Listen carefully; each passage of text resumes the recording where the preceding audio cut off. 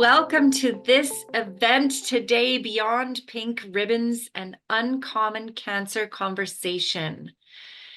I'm imagining that you're all here because your life in some way has been touched by cancer, whether personally to you or somebody in your world. And as I've been saying to people for the last few weeks, I think it's 1 degree of separation these days. It's not 6, it's 1. I think we all know somebody or have had our own experience with this. I'm Esther, founder and CEO of Mind Myself. And it is my pleasure to be bringing these events to you and be in the conversation. There are so many amazing conversations about health that need to happen, and I'm not certain that they're happening in this world. So I want to make the opportunity for these beautiful discussions to happen. So our goal at Mind Myself is to cultivate unity in times of divisiveness. You may have felt the divisiveness over the last number of years in particular, but here we are bringing unity. We also want to help you feel seen and heard and supported in your particular health journey. And Mind Myself as a website is there for you and the practitioners, both that we bring onto these mindful health discussions and the ones who live on our website are there to help you. Thank you to my team, small but mighty though we are, and to my partner Bill, who's always here and supporting on these calls. And more and most importantly, thank you for showing up today, whether you're here live or you're watching this later as a recording. The topic of cancer really is everywhere, but my question is it? It's kind of this ever-present eminence grise, as they sometimes say, but do we really talk about it, and do we get to the nitty-gritty? So that's our goal today, is to really bring it out into the open. So in the chat, let us know if you've just joined, where you're coming from and what questions you're coming with today and what you would like to see answered or discussed today. Couple of housekeeping items. Land acknowledgement is super important for us here, certainly in the west coast of Canada in British Columbia. So I am privileged to live, work, and play on the traditional, ancestral, and unceded territories of the Semiahmoo, Katzie, Coquitlam, Kwantlen, Kakite, and Tsawwassen First Nations, also known as Surrey, BC, right beside the Langley border. And no talk about anything medical would be complete without a disclaimer. So here it is. All the information and advice from Mind Myself and the practitioners is for general education purposes only and is not intended to be a substitute for professional medical advice, diagnosis, or treatment. The information here and on the Mind Myself website should not be used to self-diagnose or self-treat medical conditions. We always recommend that you consult with a doctor or other qualified healthcare practitioner for individualized medical advice on specific medical issues. And the views and values of each practitioner do not necessarily reflect the views and values of Mind Myself, because we are all individuals and we all have our own thoughts and ideas and opinions and, most importantly, experiences. To kick us off today, we have a very special guest. And she is a clinical counselor. She's the founder and director of an organization called helpclinic.ca, and it is a mental health platform. And her name is Maureen Cottisbody. Welcome, Maureen, to tell us a couple of minutes story about your encounter with cancer and what you did about it. Hi, it's so good to be here, Esther. Thank you for the warm welcome. I'm just going to put my timer on so that I am cognizant of the time. There we go. So, yeah, as you heard, I'm a clinical counselor, and my company is Help Clinic Canada. But why I'm here today is to actually share with you a personal journey. So, quite a number of years ago, in 2007. My mother was diagnosed with breast cancer, and I'm proud to say that she is a breast cancer survivor. But following that year, kind of my second mother, my godmother, my aunt, was diagnosed. And at the time, I came back to live in Canada after being overseas, and I was supporting my cousins, my uncles through that journey. Her journey, did end sadly in death, and her young daughters were left behind. And we were all trying to pick up the pieces. And at the time, I was looking for somewhere to channel my energy. So instead of sort of sitting back, I decided to embark on a journey to cycle across Canada solo. Uh, and I did so in my very early 30s at a time when most women are not doing those sorts of things. So I was, yeah, it was quite the adventure. And at the time, I fundraised for the Canadian Breast Cancer Foundation, and this is pre GoFundMe and sort of just as Twitter had taken off, and I managed to fundraise over $7,000, which miraculously sort of matched the amount of kilometers that I cycled. And that journey took me over 82 days. And during that journey, I was humbled by the amazing human beings in our country and the people that I met. And most remarkably, I was impacted by the conversations that I had with the spouses, mostly men, of there's my time, Esther, of partners of those who had lost their wives to cancer. And many of them opened up to me and shared their journeys with me. And that those memories have stuck with me today. And so, I'm always looking for ways to give back. And that that has actually been one of the catalysts for me building this cross Canada mental health platform, so that I can support those in remote communities or those that are feeling alone and sort of silence. So that's my 2 minutes. Thank you so much, Maureen. We are so glad to have you here with us. And thank you for sharing your story. And Maureen and I will be co-promoting. Mine myself is all about, well, it's body, mind, and spirit, but focusing more on complementary health. And Maureen's is focusing on mental health. So now we don't have to reinvent the wheels and we can share with each other. So please feel free to visit.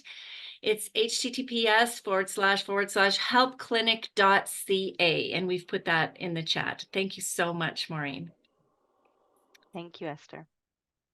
Welcome. Welcome all the new people who've just arrived on our screens here.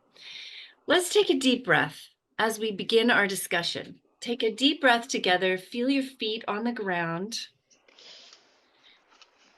and just arrive here, being present and hearing your own breath. And I'm going to read a quote while we just breathe together for a moment. Brené Brown says, authenticity is the daily practice of courage and vulnerability, choosing to show up and be real even when it's hard, especially when it's hard. And I'd like to introduce our beautiful guests today, and we're going to spotlight those. We have Dr. Victoria Monlock, or Dr. Vicky. We have Lisa Roche, and we have Christine Toner. Three amazing women, and I'm going to get them to introduce themselves to you. And as soon as we have Christine spotlit, Christine, I would love for you to start us off. Please just introduce yourself and why you're here today. Hi there. Thank you, Esther, for that beautiful little moment of grounding too, because I needed it. Thank you so much. The quote that you just talked about being authentic, I feel like I need to just be a little vulnerable at this moment if that's okay. Yes. I was diagnosed with cancer almost 5 years ago.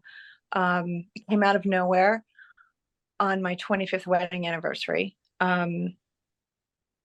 And about a month ago, I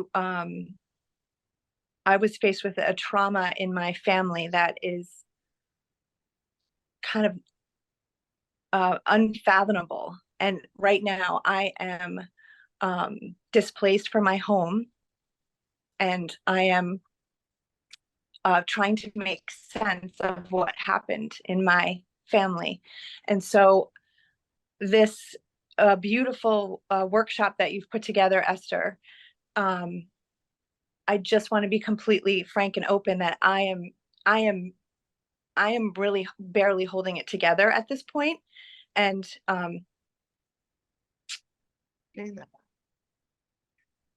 that's all what I can say right now. My family is safe, but we are there was an intruder in our home who went up to my daughter, my 15-year-old daughter, and it is, I don't want to really take over this conversation with this news, but I have to be frank and I have to be open with you, because I am shaken to my core, but I wanted to show up for you and the hard work and do that. And I spent the morning at the beach. I spent the morning in sound healings every day, thanks to my dear friend Lisa Roche, of working through what's happening with me. But I am not in a really good place at the moment. Well, thank you for being here, Christine, and thank you for being vulnerable, and thank you for sharing your truth and for being present. And really, that's what this whole conversation is truly about anyway. So thank you for sharing that. And our hearts go out to you for what you're experiencing, what happened with your daughter, and all the things that I'm sure are accompanying that emotional ride. And so we are sending you love and light here, as we are to each person who is here participating with their own story. So as you are able, we will include you in the conversation, and you just show up as whatever you can do. I appreciate that from the bottom of my heart. Thank you. Thank you, Christine. Lisa, tell us a bit about yourself, please. Okay, so I'm going to follow up with that and try not to cry. Crying is good. It means the vessel is full. I love Christine so much, and I'm so grateful that she and her family are okay, and that she has the strength and wherewithal to join us here today. We are the founders of C2, Care Redefined, and that sprung from this relationship that we have.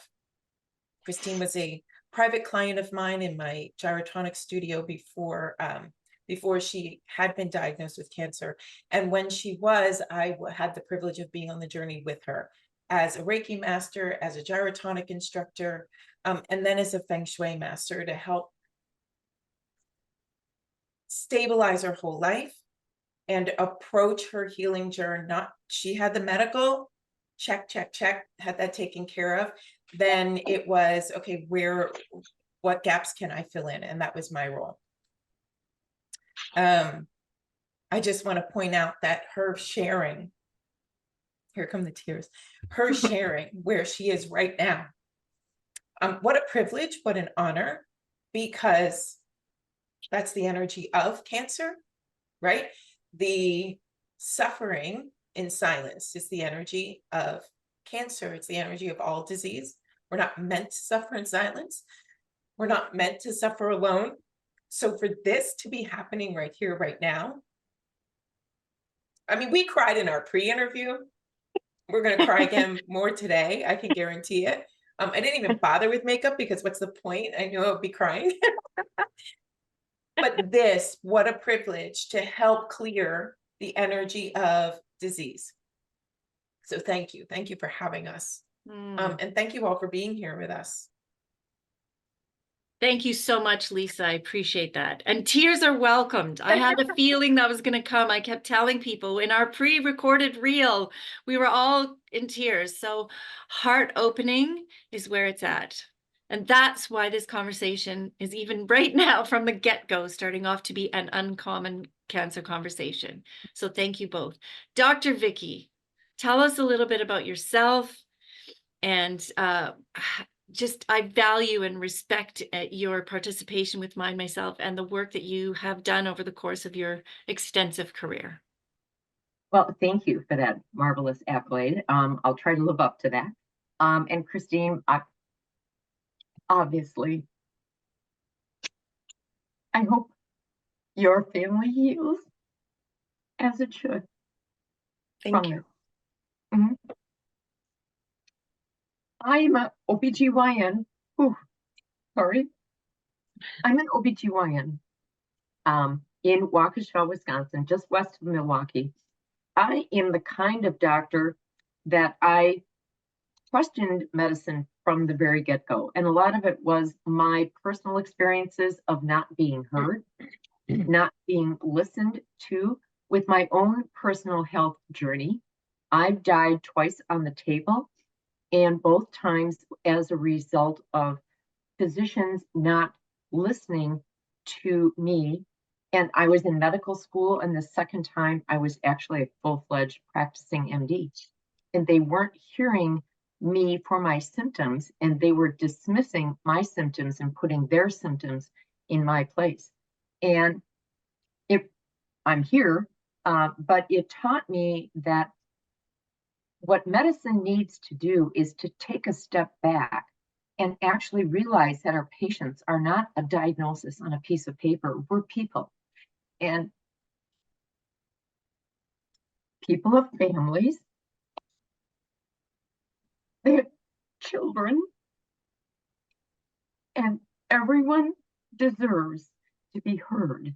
And so my practice was very based on what is the root cause of many of what women's diagnoses are.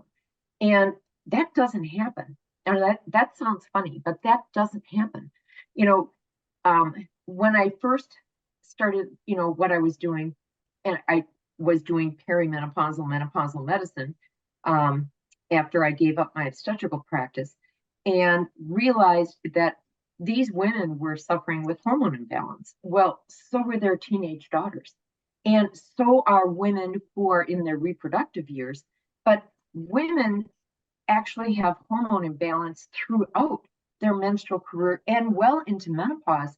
And so why does medicine not recognize that hormonal imbalance? Why don't we acknowledge it and work with it and work to rebalance? So that has been the focus of my entire career. And I've done research to that effect. And I write books to that effect. But medicine is too focused on the result, and we don't focus on the prevention. And so much of what happens to people can actually be prevented. Thank you, Dr. Vicki. What an amazing place to come from as a doctor, a medical doctor. And I wish it wasn't as unique as it is. Thank you. Yes, thank you. Well, let's jump into our questions, because this time is going to fly by. We're already into the heart of our conversation, and that cancer through a lens of beauty. That was one of the taglines that we've been promoting as we've been sharing about this event coming up. What does that mean? Cancer through a lens of beauty? Are you kidding me? Lisa, I'd love us to start with you. So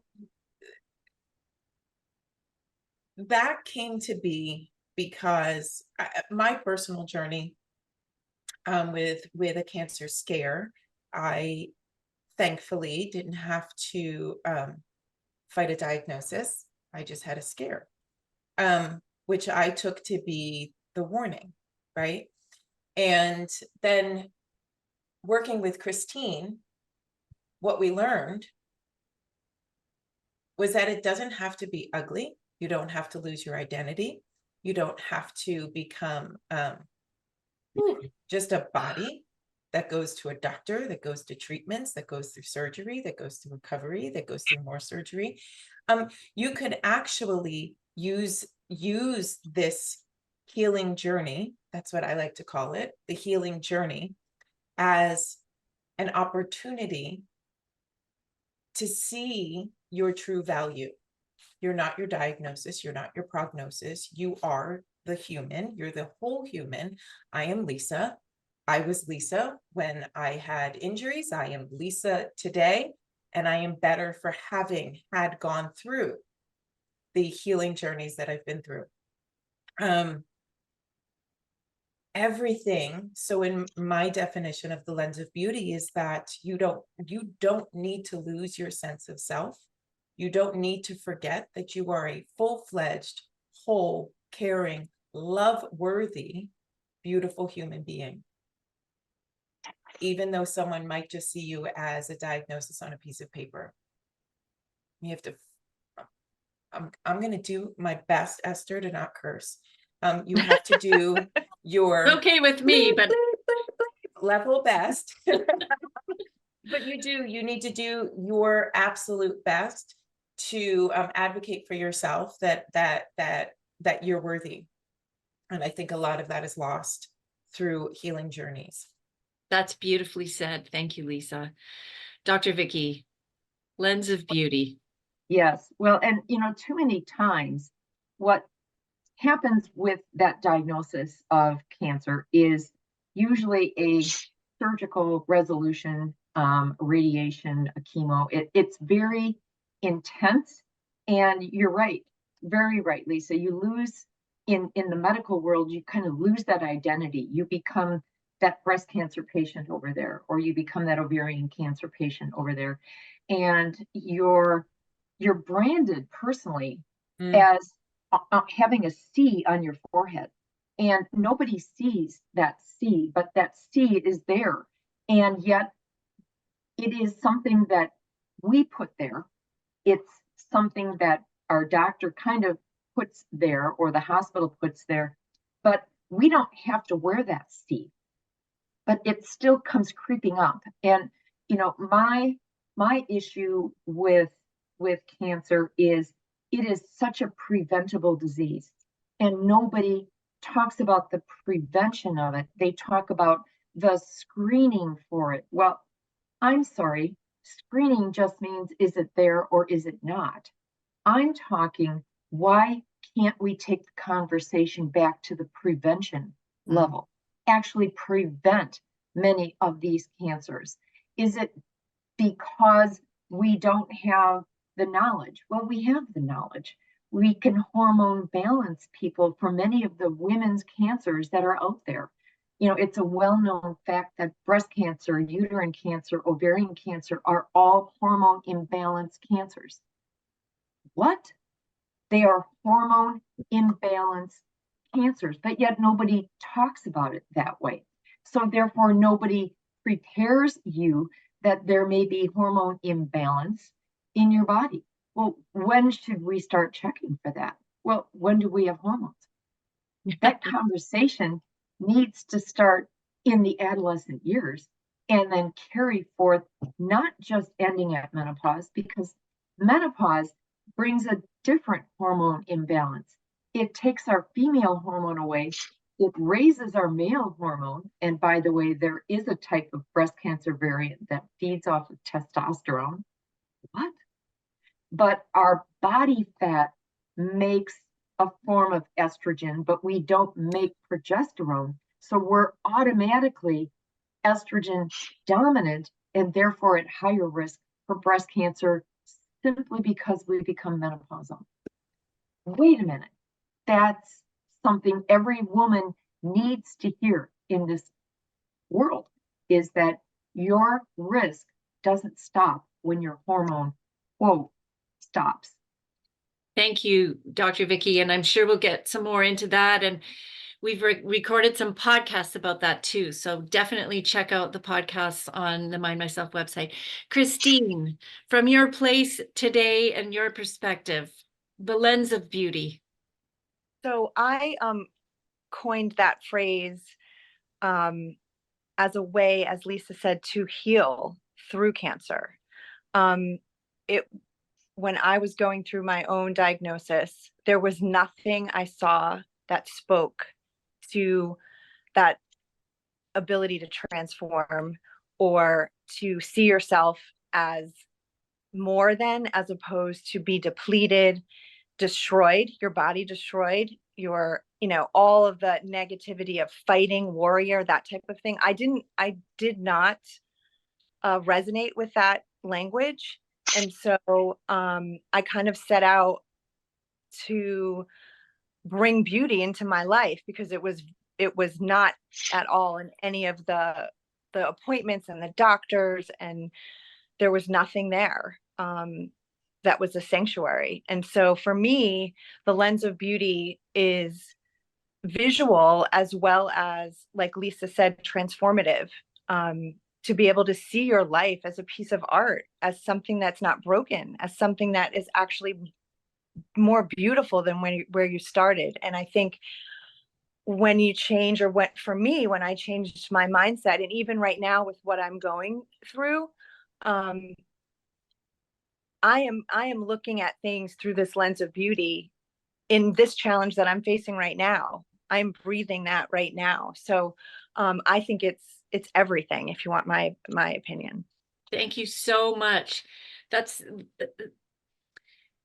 how we frame our thoughts, our feelings, our diagnoses. How we frame it can make all the difference.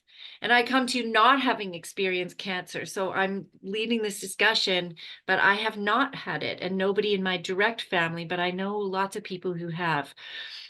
Let's move to the idea of the diagnosis. And Dr. Vicky, you've referred to it, but what happens after the diagnosis? What's that like? And Christine, maybe you could kick us off. When you got that diagnosis, how was that for you? I mean, it's trauma. There's no other way to put it. It's absolute trauma. There's every ounce of fear that you can possibly conjure up is boiling up.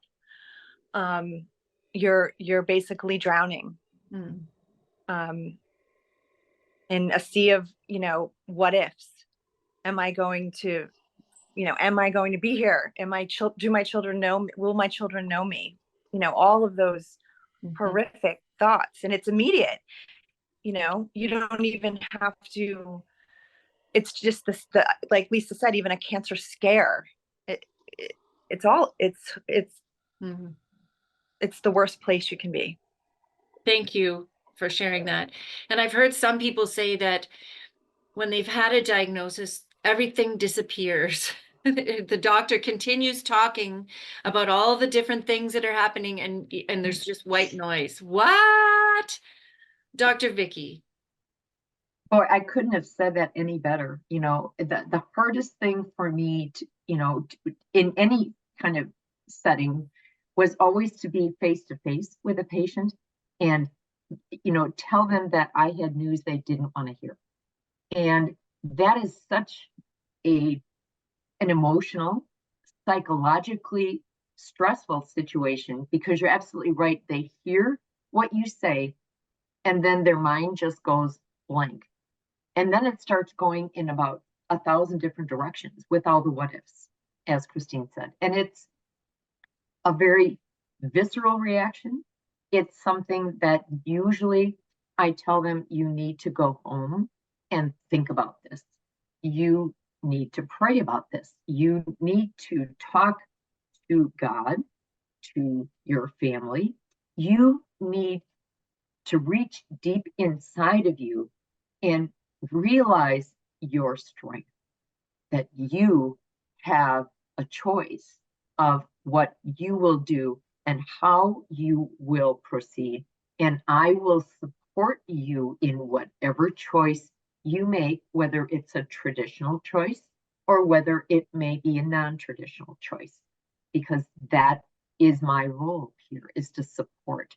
And too many people have that feeling of, or that notion that their doctor is only there for recommending the specialist who's going to recommend that next step. Well, in many cases, that's what your doctor has to do, or they get in trouble. So I will always let people know that is one option, and to do your due diligence for your family, that is a reasonable option, but you have other options. And I need you to ground yourself. I need you to come from a position of strength so that you can hear multiple options, you can decide for yourself what is the best option for you and your family. Thank you, Dr. Vicky. Lisa, do you have anything to add to the conversation around diagnosis? Oh, yeah. I mean, listen, even the fear of, right? I think we've all been conditioned to fear the word cancer. It's like this trigger for panic.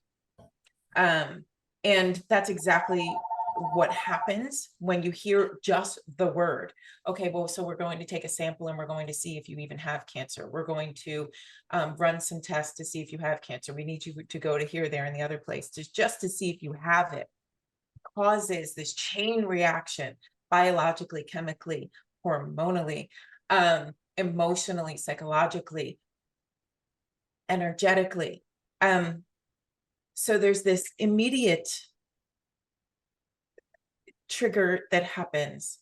And it's interesting to me that the word panic, it's defined as a sudden, overwhelming terror that destroys a person's capacity for self-help. Panic. That is exactly what happens. A sudden, overwhelming terror that destroys a person's capacity for self-help, destroys the capacity for self-help. So now you're completely reliant on what's in front of you. Who is the person in front of you and what are they telling you? And you just completely and utterly in one moment surrender yourself to the person who's in front of you. And for us at C2, we're saying, yeah, these are the things that automatically happen. You're automatically drawn into that silence because that's what panic does, draws you into that black hole of silence. And then you're immediately surrendering. But okay, so how can you use that silence to help yourself? And how about you surrender to someone who will support you and who will advocate for you, as opposed to someone who says, give me your free will and let me make the decisions and you just shut up and silently follow. So those are the two things that happen immediately after diagnosis. You have silence and you surrender. So we're here to say, okay, oh, look at the balloons. So we're here simply to say, if these are the two things that happen immediately, how can you redefine those?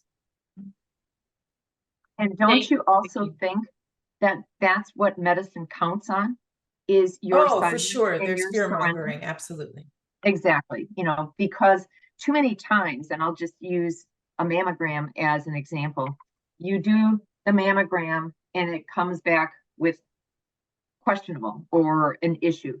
And as the doc, I would get the phone call going, we need to do the compression, the ultrasound, and potential biopsy. And my answer was always no. You will do the testing that is imaging only, but if you want to put a needle in that tissue, you have to ask my permission first, because I need to prepare my patient. I don't want you just automatically running all the way through a protocol because that's your protocol. You're putting that C on their forehead. You're already giving them that fear and they aren't going to think straight. So if you ask them, that patient at the moment, they're of course going to be fearful that this is going to be cancer. Well, of course, do the test, put the needle in. Well, what if that testing was not really, the ultrasound and the compression really wasn't that definitive, but they're going to put that needle in there anyway? Well, there's still the trauma of what you went through emotionally and physically with that needle going in there, whether or not it's a negative diagnosis.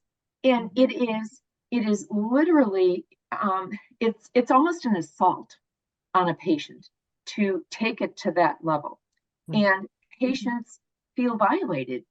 They may feel relieved, but they're the ones with the bruise. They're the ones with the pain and the scar tissue that now requires sooner follow-up because they now got branded as having had a biopsy. So the system begets it serving itself not the patient. Thank you for saying that. And let's move into a little bit of a conversation around the difference between the conventional cancer treatments and holistic treatments, and thoughts about either or both. Dr. Vicky, since you were already going down that trail, why don't you continue along that vein for just a moment? Sure, thank you. Well, and again, I was traditionally trained, but I had brought in complementary alternative energy medicine, regenerative medicine to my practice. So I had a much more rounded approach to a patient. And in women's cancers, which there are many other types, but hormone balancing and that issue of hormone involvement in cancer is huge, yet ignored, except in the field of breast cancer. But again, we wait until cancer happens before we ever explore that opportunity. So, the traditional treatment, it's usually a screen. There's minimal to prevent. It's the screening test and what is approved for screening. And then it's the biopsy to get tissue for proof. And then it's your staging and has it spread, and it gets very medical very quickly. And you become that number going to a hospital setting for multiple tests and talking to multiple people. And again, we've said it over and over, you feel so alone in that journey because this is the quote discovery phase. And then at the very end, when all of that information is finally there, it is, here's your diagnosis, here's what we can offer you. And what drives me absolutely crazy is if you're in a teaching institution, they go, and we can put you in a study, which just boils my blood because yes, there is the need to study what cancer types are going, how they respond to different treatments. But why are we putting people in studies after the fact? Again, I said my prevention spiel, but why don't we prevent it? And it's letting the horse out of the barn. And it's after the fact, you can't chase that horse back into the barn. It takes a lot more effort. So why don't we just keep that horse in the barn in the first place and not go through all of this trouble? By the same token, there are new movements afoot, like energy medicine, that actually will increase the energy level up on a cellular basis in the mitochondria, the powerhouse of your cells, that if you can increase the energy in your cell above 20 millivolts, that level is a level that cancer can take over an organ because there's not enough energy in that cell to fight it. Yet when we're 20 years old, our actual energy level is 75 to 80 millivolts in our cells. So aging will drop that energy level, but why can't we allow energy medicine to charge our body? And people, this is coming, so stay tuned, it's coming. That energy medicine will actually charge our body cells so that we can fight our own cancers. And some of that technology is already here and some of us are using it, but that's a conversation for another day. I love it. Yes. Dr. Vicky, thank you. Lisa, I see you nodding. Oh, please. Listen, my whole life is dedicated to how can I raise my energy level, keep it at a healthy level. Because when you do, I mean, listen, the science is there. It's already showing us if your cells, they vibrate at a certain frequency. If that frequency starts to drop down, you can get the cold. If it drops down a little bit farther, you can get a flu. If it goes down even farther, you can get cancer. And then, you can go even farther and start the dying process. So I live in this constant state of, yeah, but yeah, but why can't we be a little bit more efficient? It annoys my entire family that I'm constantly looking for more efficient solutions. But I think maybe it's more efficient to stay healthy than it is to try and recover. So I'm constantly trying to find new ways to stay at a level of health. And that means mind, body, soul, right? We're three energetic entities. You've got to take care of all of these different entities at their ideal, right? At their ideal levels. So I do things, I don't know if we can say specific brands or what it is that we do, but I sleep with a Tesla coil every single night. It's behind our pillows. From day one, my husband and I have felt so much better. I listen to vibrational music. I wear certain vibrational clothes. The outfit that I chose for today is specific. I've got linen pants on because it's the highest frequency. It's going to get my vibration up nice and high so that I can have a clear conversation. This is organic cotton. It's right up there, right there, below linen. I'm constantly thinking of these things. The glassware that I drink out of, that is going to help and heal up the cells of the water that I'm drinking. Like it's everywhere. It's all the time. And I'm with you, Vicki, that I live in a perpetual state of preventative care. That's preventative. Great. Thank you. Christine and I both have always had this conversation of, oh shit, wouldn't it, sorry, oh man, wouldn't it be awesome if we could just reach people before they got sick? If we could show them that there was a different way. Thank you so much, Christine. I feel you wanting to say something to this too. Yeah, it's just, I don't think it's an either or, right? I think it's an and everything should be augmented.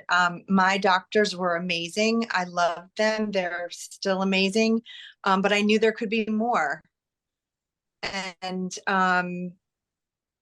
what I found during that journey, that you're either this way or that way. There was not like a coming together.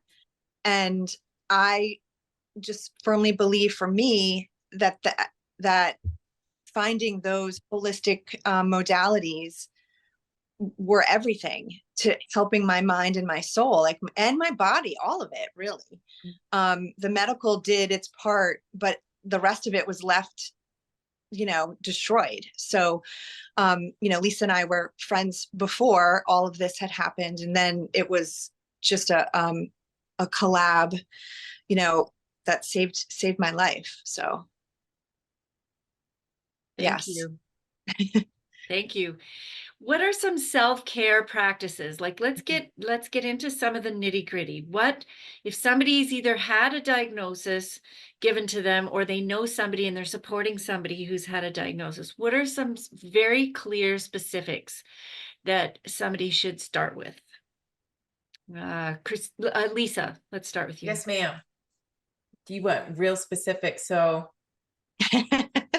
here it comes. So it just so that everybody's aware, I'm also the Reiki master in me is coming out. The medical intuitive is coming out. So real specific. And I don't know, Esther, if this is what you have in mind, but there is somebody who's here with us right here live. Not somebody who's going to be watching this on the replay, but everybody can benefit from what I'm about ready to say. You need bone broth. That's real super specific. If you feel drawn to that, go get it. There's this awesome brand. It's called Zoop. or Z-O-U-P, Zoop. And I love it specifically because it's real high quality organic, and it comes in a glass jar. So it's better than those lined cardboard containers. If that's all you can get, go ahead and get it. It's better than nothing. If you can make it, God bless you. But I love buying that brand Zoop, and it's in a glass container. But it's for whoever needs this. It's going to be so medicinal for you. There's this thing that happens when you get sick. I air quote that. When your vibration drops really low, your physical body needs a lot of protein in order to start turning over these cells at a faster rate. You need to hydrate. You need to move. because you have to move dis-ease out of your body. You literally have to move the energy of it out of your body. You can pump the endocrine system. You can pump your lymphatic system. Jump, just jump. You know those little tiny trampolines? Get one, jump on that. You know, Amazon has those. You can get it tomorrow. But that bone broth is really very important. And then different minerals, of course, right? Get your blood checked, see what your minerals levels are at, and start filling in those gaps. But remineralize your water. Just start there. Like, start with these very basic little things of getting some Irish sea salt and sprinkling that in your food and into your water, and drink that. Okay, that's it. That's all I'm getting. Fantastic.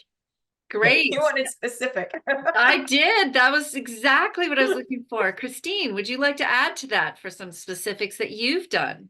Yeah. So when there's like 6 guiding principles that I kind of followed when I was diagnosed, not intentionally along the way, but as I stepped back and looked at what I did, I kind of I isolated 6 principles, and Lisa alluded to the first 2 being stillness and surrender.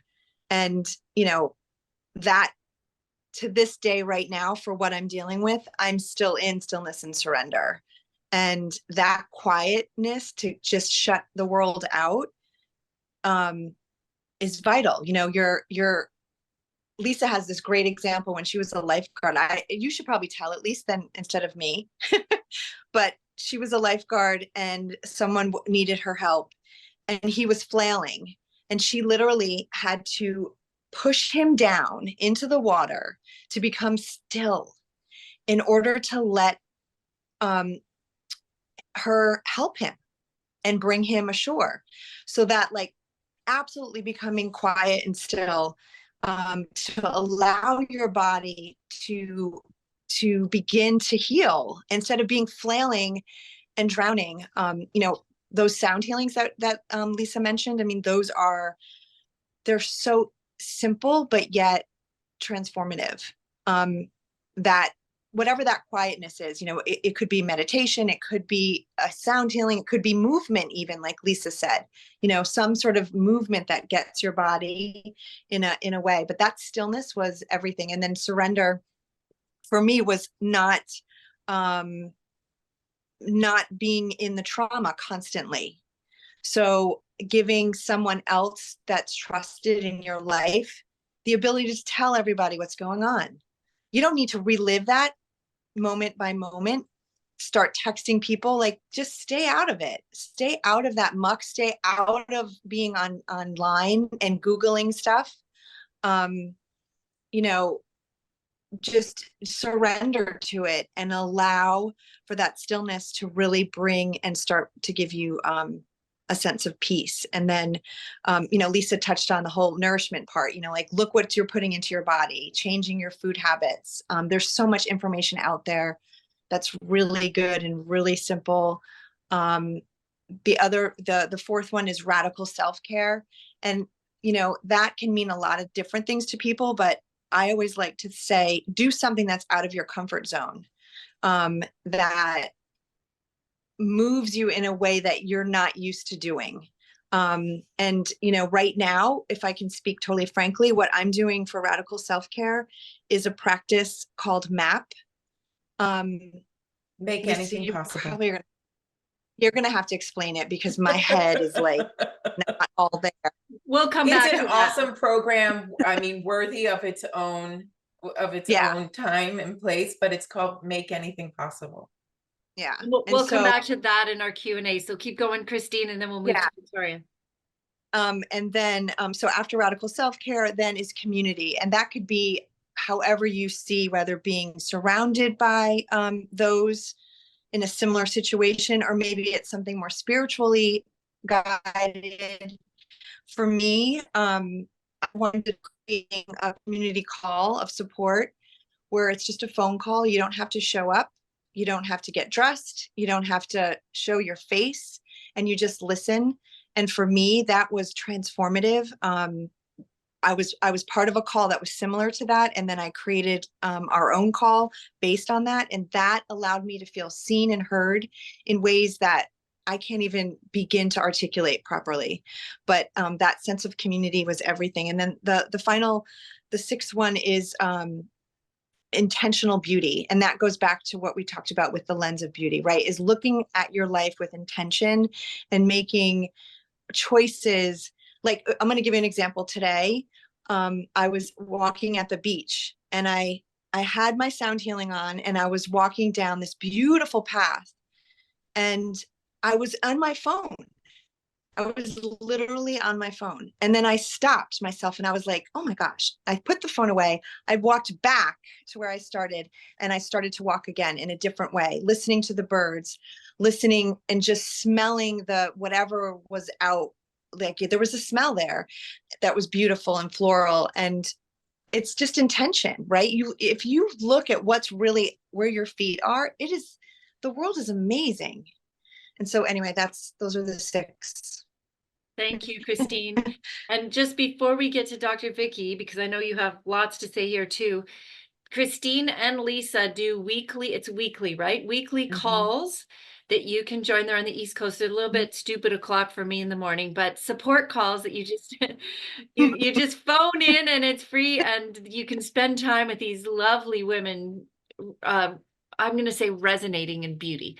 Dr. Vicky, what do you recommend specifically for self-care and what to do? Well, my list it's a pretty short list, but it's something that whether I had people recovering from COVID, whether they were recovering from any other trauma, or they had a major diagnosis that was non-cancer, the list is the same, which is, eat good food, number one. Get rid of chemicals, get rid of diet soda, and don't smoke. That's tar more than the nicotine. But on the positive side, water. I love that, Vicky. Sorry, crap in, crap out. There you go. Right, right. But just water. I would tell people you need a gallon of fluid going through you a day. And of that, 16 ounces needs to be electrolyte. So right off the get-go, flush. Just realize that we do thousands, hundreds of thousands of chemical reactions on a cellular basis in our body every hour, if not every day. You've got to flush what the result of that chemical, that equation that happens in your body. And if you exercise, you might even need more electrolyte to help rebalance your electrolytes. Your methylated B vitamins. We even tell our pregnant moms to take a methylfolate in their prenatal vitamins, because that builds a healthy DNA. And so as we have cellular turnover every day in every organ in our body, rebuild healthy tissues. Put methylated B vitamins in. So it's your folate and your B12. Don't skimp on your methylated B12. There are at least 30% of a Caucasian population that is missing 1 or 2 of the 4 major genes that help you methylate, which clears junk and toxin out of your tissues. So methyl B vitamins is your answer to, even if you're missing 1 or 2 genes. Then it's your vitamin D. Make sure you don't have just the bare minimum vitamin D. You need optimal, which is near the top of the reference range. So don't let anybody tell you you live in a sunny environment, you don't need it. Check your levels. Know where you are. There is something that everybody knows about, your immune system. And I would recommend something as a supplement that would help boost killer T cells, which is your immune system's strongest cells to help you fight things that are foreign in your body. Glutathione is a natural cleanup on aisle 5 kind of an organism, if you will. It's a gel in many cases. You can wear it as a patch with, the LifeWave system, but glutathione is a way to clear junk out of your body. Then alkaline, and having more alkaline in our body because we're too acid of an environment. And so we need to add alkaline. And I know Diane Russo is on the call, and she deals with a very alkaline product called ASEA. So there are products out there doing smart things that are easy to do, don't cost you a lot of money. You can get a pitcher from TourPure, which actually you add your own tap water and it will make your tap water a pH of 8.9. Well, how simple can that be? It doesn't get any easier than that. So there are some simple things that we can do. Fantastic. Now I'm aware of time here, and so what I'm going to do is we're going to take a quick detour for one moment. I'm going to share my screen with you, and then we're going to come back. We're going to carry on with the conversation. There have been some great questions in the chat, and I have a few more things that I want to talk about. So I'm going to quickly share my screen here, and we'll come back to this in a moment. And let me do this. So it's just 4 slides. And I think that you can share it now, right? I think you can see it now. Yes. Great. Our whole goal with Mind Myself is to help you become your own best health advocate. That is the reason why we do these talks, why we have podcasts and blogs, why the whole reason for the website to exist. And of course, our tagline is because you matter. So you're here today listening to a talk about cancer. And our next event coming up on June 14th is about aging gracefully from the inside out. All these things apply to all our conversations. But really, this next one is about skin and listening to your skin story. How is skincare different when we age? What do we look for in terms of ingredients, etc.? Self-care practices and being mindful when we're aging, etc. So if you choose to sign up for that event, or if you've already signed up, then this applies to you too. Your name will be entered into a draw for either this fantastic, from one of our sponsors here, this fantastic copper thermos, and it keeps things cool or hot for 24 hours, which is phenomenal. And we also have, bear with me, this fantastically handy dandy cooler bag that you could carry, and it's not heavy. You know, sometimes you have to trundle with all these wheeled ones. Well, this is a wonderful thing, or you can put it in your trunk, and it's really handy to have frozen foods with. If you choose to enter your name now, you can be entered into those, a draw for those, and a coaching session with Bill, which I have to say, yes, he's my partner, but he's an amazing guy. And if you have the fortune of having a one-on-one coaching session with him, oh my goodness. So our sponsors are BFO Consulting with Bill, the Gift Basket Co. and Spread the Love, and Brandon Inc. Promotions. So all of that, possibly up to 110, and Bill's coaching is so far beyond that. You will be entered into a draw for that if you sign up today. And if you wish to stay connected with Mind Myself, we would love it if you would sign up for our newsletter. And we are looking for sponsors and investors to take Mind Myself to the next level, because we believe we're doing amazing work. If you would like to donate, that is the link, and Wenhow's going to put that in the chat for you.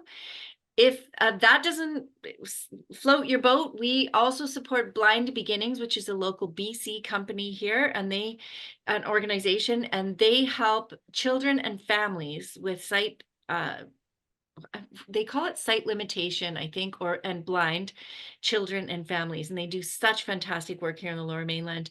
And for an international option, Bays of Transformation, young women who do not have access to period products, and they're using things like tires and rags, or not even, like just scraps they find on the ground. We take it for granted. We go into stores and we can buy what we want. They don't have it. So those are all amazing opportunities to donate if that works for you.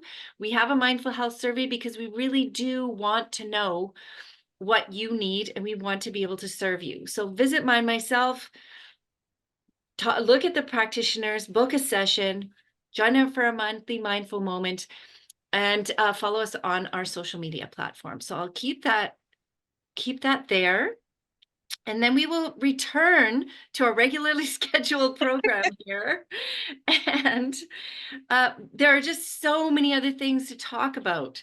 We've talked about self-care and hydration and nutrition. Is there anything else? Like, what about the emotional self-care?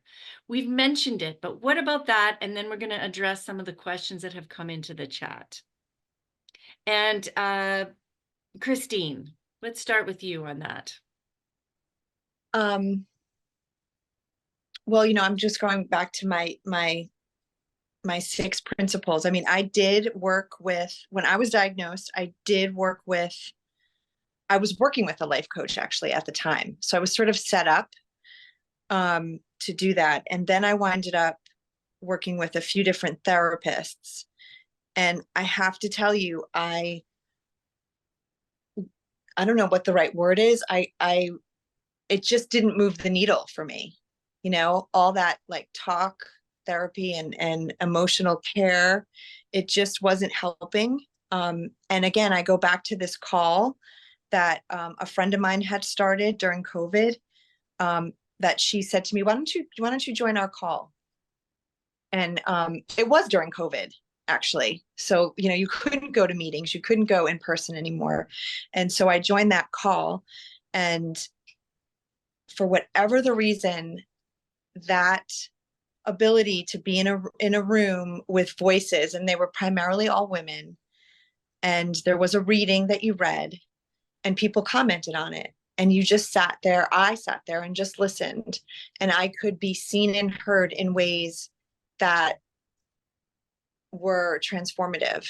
And so no longer did I feel the need that I wanted to continue with the hospital had given me resources for breast cancer, a woman who was dealing with breast cancer where she could go and talk with other women. And then there was a therapist that I went to, and all of it just rang hollow for me.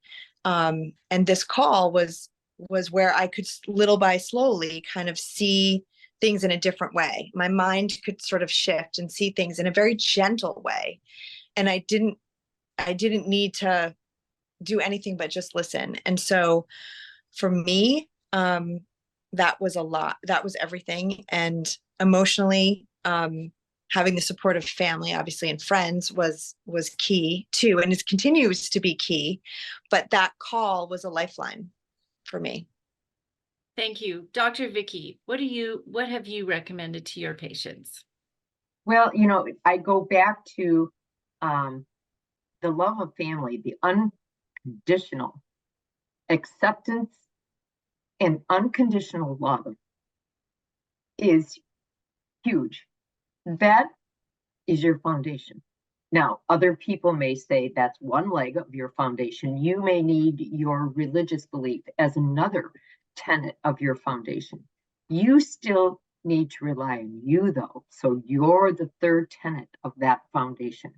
And many people get stuck in their present and their past. And what I mean by that is they cannot see their future, and they cannot see that there may be a light at the end of the tunnel.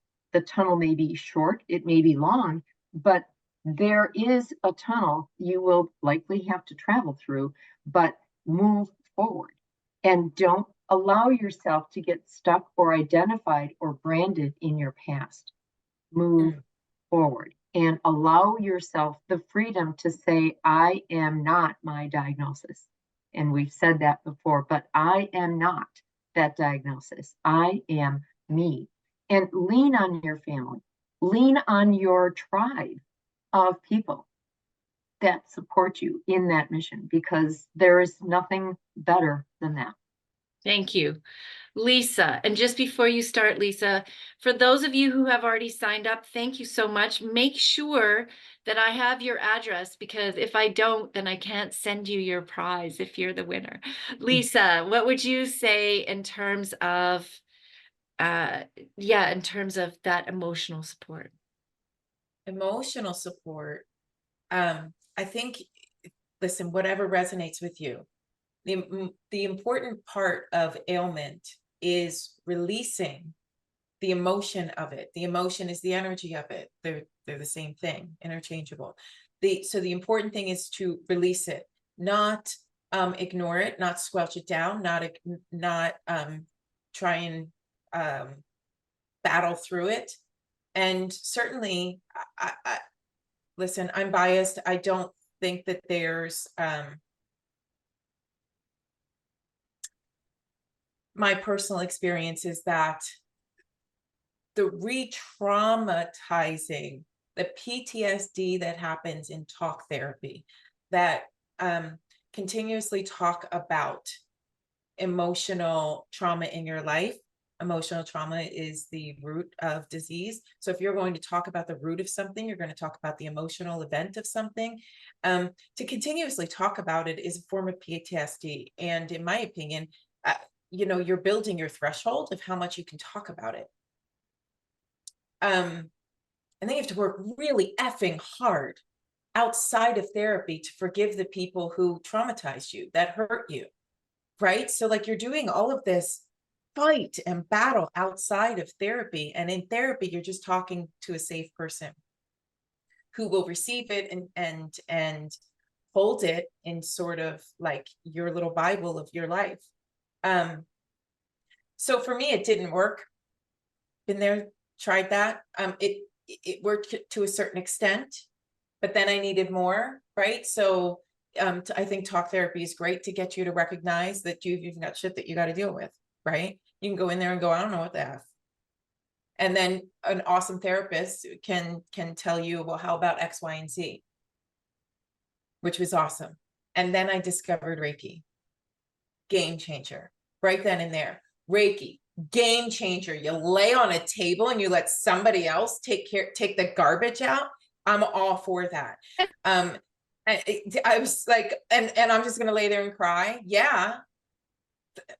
Hell yeah, give me that every day, all day. Give me that. So I discovered Reiki. I thought that it was awesome. It worked really, really well for me. Other people, they can have emotional releases through somatic release. You could do craniosacral therapy. You can do all sorts of movement, dance, you name it. Pretty much anything in the arts is going to help you with that emotional release. And then it went another step farther, and Christine is discovering it now. When I discovered MAP, that was like, take it to a quantum level. Give me a hell yeah. I mean, like I can talk about that for hours. Thank you so much. We have had some questions in the chat, and if somebody has a question that you want to ask, please raise your electronic hand and we'll do that. And in the meantime, Dale Ann has asked, do any of the panelists or participants have stories of recovering from a cancer diagnosis without including chemo and radiation in the journey to wellness? And I'm happy to have you say exactly what your perceptions and perspectives are, knowing that everyone is going to have their own ideas. So Dr. Vicky, can you answer that one? I can. I have two stories. I'll make them quick.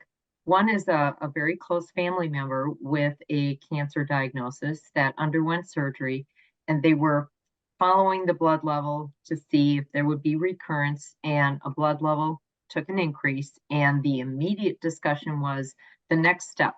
And I sat down with that family member and said, wait a minute, let's put the brakes on. Let's do some of the better eating, better antioxidant, better approach to your diet. You already are an exerciser, so let's do some of the variables we can control. There's nothing that's going to progress in 3 months, so let's just repeat the blood test in 3 months. And reluctantly, the physician backed down. The test in 3 months came down, and the test has stayed down, and they have acknowledged that maybe they were premature in their recommendation to move forward, so we'll continue to watch. So that was a personal victory, because that was, that's a family member, and that was cancer that already had been surgically taken care of with, now we were talking recurrence. The second story I'll tell you is a patient she's a nurse in an oncology ward at a teaching hospital. So she sees everything. She personally had a diagnosis of a precancer, but like just that one step below invasive. And they wanted to do the lumpectomy and blah, and blah, and blah. And she already had her impressions of what, those patients go through. So I said to her, we're going to hormone balance you, because it was a breast issue. And she actually, said, well, I'm going to hormone balance, but I want this tissue out of me, went through the lumpectomy, did not do any chemo or radiation, and we hormone balanced her. And what I found is that her hormones were extremely difficult to balance. They still put her on tamoxifen, which is to cut down your female hormone. And what they said to her is, we'll put you in a study. Okay. Well, her levels on her medication that's supposed to dampen, her levels went crazy. And they did the opposite of what the medication should have done. So she came in and I said, you have to talk to your oncologist immediately. This is super concerning. This is going to push you over the edge, even on tamoxifen. And she called me back crying, and this is what she said. She said, I called my oncologist and he said, we can't change your tamoxifen dose because it will knock you out of the study. I'm sorry, I can't do anything to help you. And she said, what do I do? I said, come in and let's talk. So we doubled her tamoxifen and started bringing her numbers down. And she said to me, what do I tell my oncologist? I said, that is your choice. You can tell him whatever you want. I'm going to advocate for you because you don't want to upset your boss. You don't want to lose your job, which was a perception she had. She might lose her job. But yet her husband, who was sitting right next to her, said, do you want to live? Listen to what your doctor is telling you. Let's double this tamoxifen. And we followed her out, and she has remained free of cancer. We've gotten her levels down, and then he retired. So I don't know what's going on now. But Thank you, Dr. Vicki. Lisa, do you have any thoughts around that as an energy practitioner? Yeah, no, I have always worked with people who are looking to bridge the gap. They are in medical treatments, or they have been in medical treatments, and I have worked with them to maximize their potentiality for healing, right? Not just recovering from cancer, but actually healing. And then that increases their likelihood of no recurrence. And then there's the physicality of it. So especially with where'd that come from? Just saying. But with breast cancer, recovering all of that tissue, getting the body to regenerate, to open up the flow of blood flow, energy flow through the breast tissue and anywhere else that things might be getting stuck, pelvic as well. That's where my expertise has been. Thank you. I think we'll move on to another question. Bill, you have your hand up, and then I've got some other ones from the chat. Yeah, I'm caught a little here as a coach. I've got a client who's early 20s. He's got Ewing sarcoma. They've taken a big chunk of his pelvic floor out and a couple of muscles off his leg. He's really longing for his old life. And his old life didn't get him where he is, but it's not going to help him because he eats junk food. It's all this stuff, and he's got to change his whole life. You know, eating a green juice feels like punishment to him. Eating green salad feels like punishment, you know, so big challenge. So what do I do with this? Because he does want to live. I don't think there's any question that this is I'm done with the planet. I don't think that's the case. I just want to know how best to help him. He's got a great family around him. The mom is amazing. She's done all the research and is helping him, but he's just got this longing to, I just want my life the way it was kind of thing. What do I do with him? So can I just jump in real quick? And then I'm doing a solid handoff to Christine on this one. But I'm just going to say, Bill, first things first, there is an absolute mourning and grieving that needs to happen and needs to be respected. Absolutely. That needs to be honored because he is saying goodbye to who he was and he's embracing who he can be, for God's sake, who he can be, the potentiality there. So yeah, there's that. And the other piece of advice that goes a really long way is, my God, a quarter inch of progress is so much better than none, right? One little change makes a huge ass impact when you compare it to nothing. And what you're talking about is really selling someone on how their life could be more. Holy God. And there's my hand off to Christine. Take it. Go, Christine. I love that. Absolutely. The more idea, like the 2.0, like I always talk about me being 2.0 versus where I was. And I had to give up. I was a huge eater of cheese. Like I loved dairy more than anything. And it was advised that I really kind of do a vegan diet. And that was like depleting me of everything that I loved. And, you know, we sat down as a family and we made these, you know, choices that this is what we're going to do. And it felt like someone had just taken off everything that I loved away from me. And the one thing that I did, and I don't know, you know, I'm a woman, so like he's a young guy, right? But I winded up finding someone to make me vegan meals, and she was a friend. And so she taught me how to do, you know, to sort of put some stuff together that tasted really good. And it was like a treat. So it became like I was feeding myself more. I was doing something more for myself. And then I didn't try to get my family on board with eating it. Like they ate their own thing and I just did it for me. And it was like an exercise in like valuing me. And, you know, the juices, I know what he's talking about, those juices.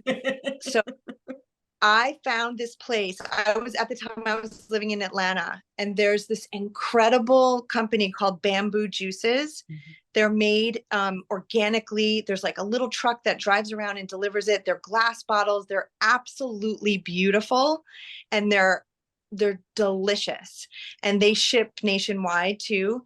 And I would say to myself, this isn't forever because I can't afford it, but for this time, this is what I'm doing. And I had those juices delivered to me every Monday. I had them sent to me if I was traveling, you know, whatever. And it was just my thing. And it became like special. It just became amazing. And I think whatever it is for him, if he can somehow look at it and say, how can I make this about me, be 2.0, be more than, like Lisa said, whatever that is for him, like whatever his interests are, like, let's just like expand those, you know. And it could be just small things. Like I said, you just buy juice in a glass that gets delivered to your door. Like that seems pretty stupid, but it actually was celebratory. And I think that's another word, like find ways to celebrate, even in the smallest ways. It doesn't matter. And if he has family around him, I mean, that's everything. Like, you know, like Vicky said, like that's if he has that, he's already he's way above, you know. And so just expand on that and celebrate every little thing in ways that feel authentic to him. Thank you, Christine. Dr. Vicky, do you want to weigh in on this one? Boy, I couldn't expand on what you guys have already said too much more. The hardest thing is what you said, Bill, is he's stuck and he mourns what he lost. Well, that's living in that past. And that didn't get him where he needed to go because the cancer interrupted.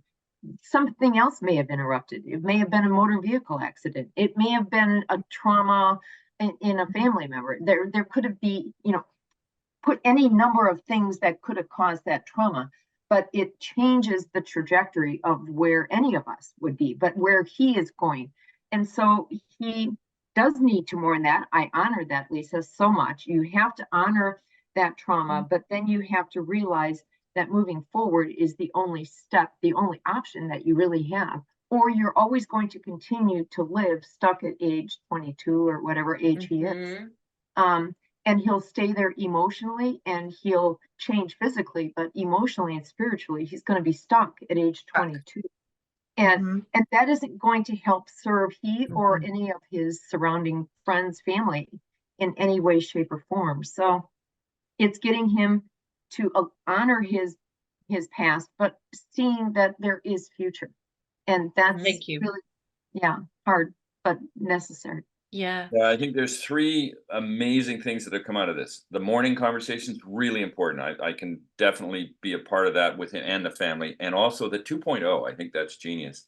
And then also looking at in that 2.0, what can that new world look like for him? So all of that has to play out in this. So thank you very much for your help on that. That was great. Thank you. Can And I just say, can Go I say ahead. one more thing? Yeah.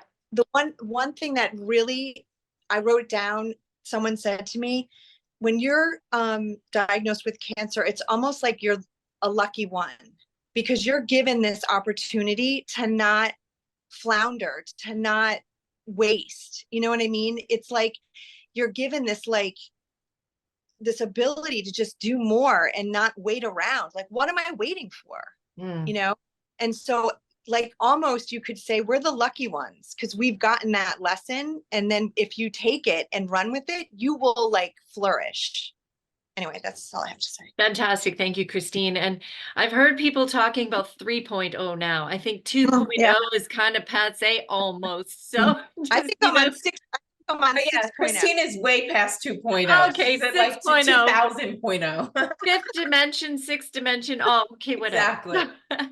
So we have another question in the chat, and it's from Nancy. I'm doing my best to keep healthy. I'm doing everything I can, but I have a type of lymphoma that may turn ugly one day, and she's going to be in the best shape she knows how to be. But she says doctors have told her that her inflammation is chronic. There's nothing she'll ever be able to do.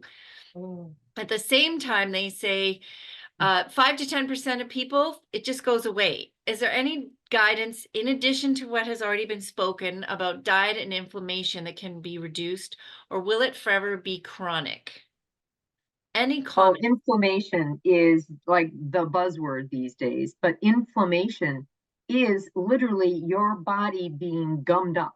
So think of a stuck sink that you have to either put liquid plumber down or plunge, or you've somehow got to unplug that plug in your sink. Well, think of your tissues in your body. They are gummed up with stuff, but there's no plunger. What do you do to clear that inflammation? And so there are ways to support your collagen. There are ways to decrease the acidity in your body with more alkaline. There are ways to flush. You can do a lot of things to decrease chronic inflammation and clearing free radicals with antioxidants. One of the most powerful antioxidants out there is astaxanthin. And it's a naturally occurring nutraceutical supplement that you can actually purchase from Amazon. Again, supporting your collagen is, you have 30% of your body is collagen. So you need to support that. Support the balance of the 4 hormone groups in your body, and that cut your stress, watch your insulin levels, know what your gut is doing, because your gut brain connection is huge, but most of our inflammation resides in our gut. So think about it from a dietary, and how can I eat anti-inflammatory? How can I treat my GI tract anti-inflammatory? Thank you, Dr. Vicky. And Lisa, I'm somebody also who's named Lisa has asked the question about water in the chat. What kind of water were you referring to? Or were you just saying it was water in a glass? No, so it's a 2-step process. I use, it's a carafe by Invigorated Water. It takes out any kind of chemicals, chlorine, that kind of thing, cleans the water, but then remineralizes the water and puts in all the good minerals that we need. And then I take that water and I put it into a glass or a mug or something by Nature's Design. And that's specifically, yeah, Christine's drinking out of a water bottle right now. That takes the molecule of water and it smooths out the edges so that we can use 100% of it, as opposed to water that comes out of plastic. is very jagged around the edges of the molecule. That causes gas. Then your body has to spend a whole lot of energy dealing with the gas of it. And guess what? That causes inflammation. But if you are wasting your energy doing that, then you're not hydrating 100%. So I will always put it into a Nature's Design product, which again, that's a whole other podcast and a whole other workshop. We have much to talk about on other occasions. Okay, thank you for answering that. And I know that there are other products. I know Diane has her hand up. We'll get to you in one moment. She sells a Sia, which is an amazing product. And there's also LifeWave. Dr. Vicky and myself are both all about that. And there are patches that specifically address the inflammation in the body. Okay. Can I just say something real quick? Yes, I'm sorry, go ahead. Nancy. Go ahead. Nancy, can you just like wave your hand or something so that I can see you? Yeah, put your hand up, Nancy. Nancy, there's and we can talk offline. You can feel free to email me. But there for you very, very, very, very, very specifically. There's a moment in your life around the age of 7 where something happened, and that is following you. And when you deal with that, you're going to deal with a whole lot of like a domino effect of what's causing inflammation through your body. Just saying. But you can feel free to The magic, you know what, you can feel free to show up to a C2 community call is what you really do need. With each call, we spend time in meditation and a guided meditation with Reiki, and that's going to be a nice gift. Just saying. That's really great. Thank you. You hear about, Nancy. sorry, oops, I took myself off mute. No, that's good. Say what And you there's certain movements There is as like, well. the stress and the stuff that, I've also heard about inflammation and everything. It's funny because I brought this in just so that you guys can kind of see, the sheer amount of things between Zazrogantha and the fulvic mineral, to add to the water that I've heard on these things. It starts to get to a point where, okay, now I've got 25 things. Right, That it's very I'm trying overwhelming. to do to heal my gut. Mhm. And I've started to try to eliminate some, only from, not eliminate them, but try to, how can I get it out of food, or how can I get it out of other ways? And it feels like the minute you do one thing, you'll find out Right. that thing gets counteracted by another. So you just saw all of the Ashwagandha, the lion's mane, the like, Right. So it's like what works best what with if your I'm body. just a stress bucket? Yeah, don't be a stress bucket. It's just narrowing down what's best for your body. And I'll just listen, that's my specialty. So let's start with the fact that, how about you take some time, start journaling around the age of 7, everything, just come up with anything that you can remember that happened at the age of 7. And then what I'd like you to do is very specific, is start walking in figure 8s. Interesting. All right, so it's going to bring you a center point. Your body is like freaking out and going in every direction trying to find its center point because it no longer exists. So you have to just start reestablishing that. Walk figure 8, sit and do seated moving figure 8s, everything you can. Doodle figure 8s. Just start bringing figure 8s into your entire life and then into your body. Okay, it's That's just great. spinning out of control. You got your own personalized session, mini session there, Nancy. That is a little tiny. Very, very sure about the mind-body connection. I'm absolutely sure about it. I do know that the meditation, when I was finally lost my 80 pounds, meditation was very helpful to me, which was a bit of a blow, though, to a year after that, after finally doing it, finding out I have follicular lymphoma, but whatever. Well, Okay. That's just what got released. That's all. Now, all right, so it released. Great. It's in the blood system. Guess what? You can clear it from there too. Just keep going, keep going, keep going. Thank you. So I'm looking at our time. We are at the 90-minute mark. Are you 3 practitioners still available to stay on a few more minutes? We've got some hands and just a couple more questions. Are you available? Just for 15 minutes. Okay. Yeah. And Christine, I know you've got your own situation. Are you still available to be here for a few more? here just a little bit more. Yeah. Okay. Yeah, a little bit longer. Great. Thank you. We'll wrap this up quickly. Diane, you've had your hand up. Let's go with that. Thank you. I just wanted to talk a minute about the inflammation. It is oxidative stress at the cellular level, as Dr. Vicky is very clear on. And when I'm of the belief system now that every disease is an imbalance at the cellular level. It's a redox imbalance at the cellular level. And when you start repairing and replacing cells, that's your first step. But as Dr. Vicky called the plunger, I call that detoxing the toxics, right? And our toxicity is higher based on the heavy metals, on where do we get these things, the noxious fumes, the air we breathe, the water we drink, the food we eat. And the gentleman that's 22 years old may have been taken over by parasites, which is why he can't, of his own free will, stop eating the things that make him happy, because it's not him making that decision anymore.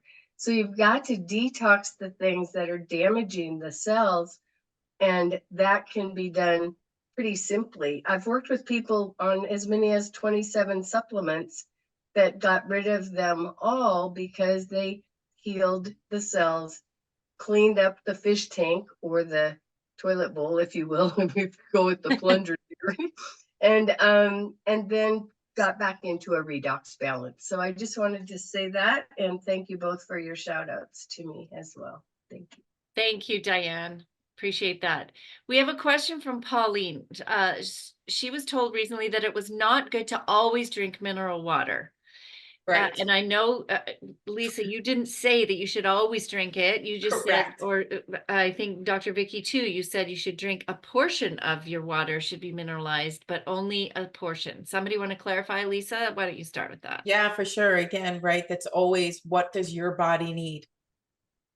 And you can OD on an apple. I always say that, like, if you just eat apples all day, you know, every day, all day, you're either going to be super constipated or you're going to explode. So, and your sugars go through the roof. So even if something is good for you, you can always overdo it. Just as you can underdo, you can overdo. So it's always finding that middle ground. What feels right for you? So if you're drinking electrolytes and mineralized water and you're noticing, well, I'll be damned, like my joints don't hurt and I have less brain fog. Guess what? You found your sweet spot. But if you find that you're a little hyped up, you're a little bit too energized, you're drinking too much. If you feel like you're still got joint pain, you're drinking too little. So you have to go with what's right for you. And the easiest way to do that is go get your blood check, see what your mineral levels are at. Fantastic. And Dr. Vicky, if you could comment and also add, what's the difference between regular vitamin B vitamins and methylated? Oh, I'll start with that because that's actually really simple. I've got something right here that I use when I teach online. Is methyl chemically is CH3, which is a carbon with 3 hydrogens. So in the body, you cleave off the carbon, and the 3 hydrogens are now 3 positive charges that look for negative free radicals. That's what methyl does, is it helps you clear free radicals or junk from your body. So that CH3 is the methyl. And again, about 30% of the population is unable to properly methylate, which is a detox method to clear toxin and junk out of your tissues. So doing a methyl vitamin B complex means you get methyl in the folate and methyl in the B12. And that is actually the treatment if you're diagnosed with missing 1 or 2 of those genes. It's to take X amount of a methylated B vitamin. So that's a really simple, you can get it online. The brand I like is Metabolic Maintenance, but there are others. If you go into a store, you may see 10 different kinds of B vitamins. None of them may have methyl, or they may only have methyl in 1. So you have to take the bottle and flip it and look. But how much water versus mineral? My rule of thumb was always, for most people who think they're drinking enough water, you're not. And so my minimum was always minimum 64 ounces of water with at least an 8-ounce glass of electrolyte. But what I preferred was work your way up to a gallon a day of fluid, which sounds crazy, but a gallon of fluid is going to be a great flush. And what do we do when our gut backs up? we want to flush our GI tract. So realize you have to flush. Fantastic. Thank you so So- much. Oh, and you're being called. So let's Yes. last comments about what do you want to leave people with today? What's a thought you want to leave people? Christine, why don't you start us off? I mean, I think at the end of the day, I think what I said most recently was with a cancer diagnosis, you could look at yourself as being a lucky person because you're given an opportunity to reevaluate your life, to maybe change what you're doing into that 2.0 and to become a transformative, to look at cancer as transformative and not the destructive force that it is. Thank you, Dr. Vicky. That if you are unlucky enough to get a cancer diagnosis, realize it is the beginning of a journey. And that journey doesn't have to have a negative ending. That journey may have 5 or 6 different endings. What is the end of the story that you want to write for yourself? And, you know, we know that concept with movies, they have different endings to different movies, but this is now your movie. And so what is the ending that you would like to orchestrate for your journey and your story? Thank you. Lisa, take us home on this. Oh, I love that. It's a choose your own adventure. I love that. Remember those books? Those are fabulous. Yeah. But it's true, right? I echo what these two wonderful women just said. It's choose your own adventure. Your healing journey is going to be unique to you.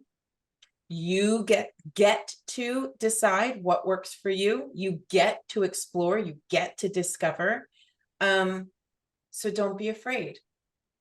It's all personalized to you. It's all curated. Life can be curated to you, to exactly what you need. So, yeah, pull up your pants. Let's get going, right? Thank you. And I'm going to end with this quote from Haruki Murakami, a Japanese author from Kyoto, Japan. When you come out of the storm, you won't be the same person who walked in. That's what the storm is all about. And we do all of this because you matter. Thank you for being here today. Thanks, Thank you. everyone. Thank you so much. We're so glad you're with us, and we're doing this because you matter.